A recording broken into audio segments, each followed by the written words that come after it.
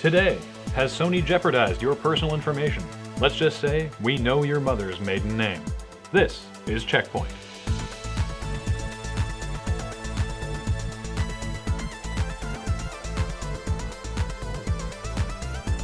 Hello and welcome to CheckPoint. I'm Graham Stark. And I'm Kathleen DeVere, and we'll be your anchors, unless we test poorly with the target demographic.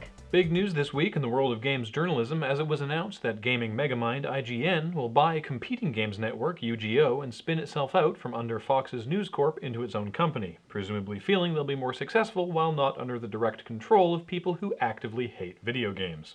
And with IGN, UGO, GameSpy, and 1UP under one umbrella, it will greatly streamline the process for any publishers looking to bribe game reviewers. Publisher THQ has announced a Red Faction made-for-TV movie as a tie-in for their upcoming game and to flesh out that Red Faction extended universe we were all so worried about. While we're curious how they plan to incorporate geomod technology into a narrative, we're glad that, despite posting a $136 million loss, THQ is using its money wisely by giving Red Faction the legitimacy that only a made-for-TV movie can bring. After pressure from third-party Wii developers claiming that Nintendo's first-party releases are hard to compete against, Nintendo has decided to plan their releases around high-profile third-party titles like...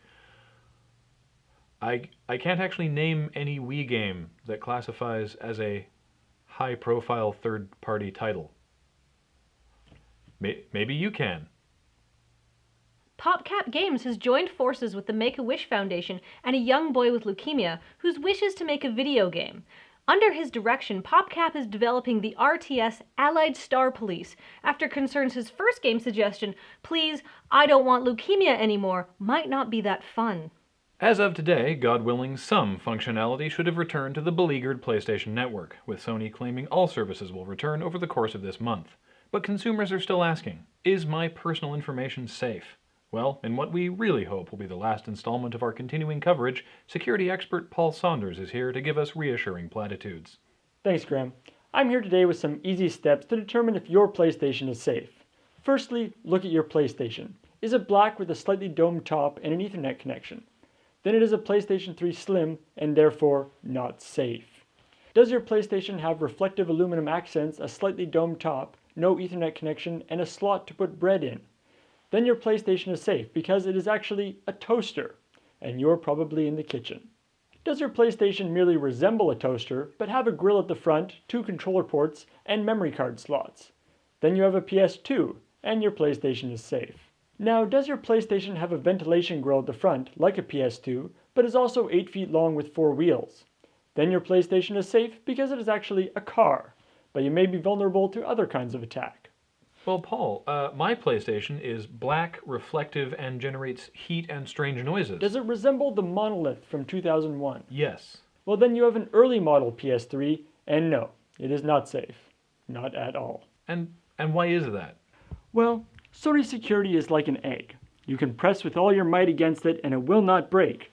But if you crush it differently, like with your fingers, it does break. So Sony just has to have faith that no one will try to crush it with their fingers. Or drop it. Yes, of course. God forbid you drop it. But Sony just has faith that that won't happen. What if you drop it by accident? Well, that is the concern. You could wake up one morning with a strange girl in your bed, a hangover, and 12,000 credit card numbers with no idea how you got them. Are you saying you could hack the PlayStation Network while drunk? Well, you sure don't need to be sober. Their security is like an egg. Thank you, Paul. Wow, can you imagine if this ever happened to Xbox Live? I know, people would actually care.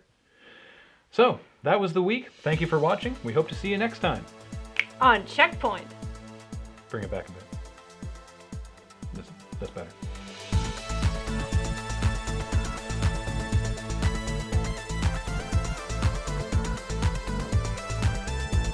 Coming up, the Wii Vitality Sensor has been delayed again. How will the public know if they are alive? Answers, Nintendo, answers.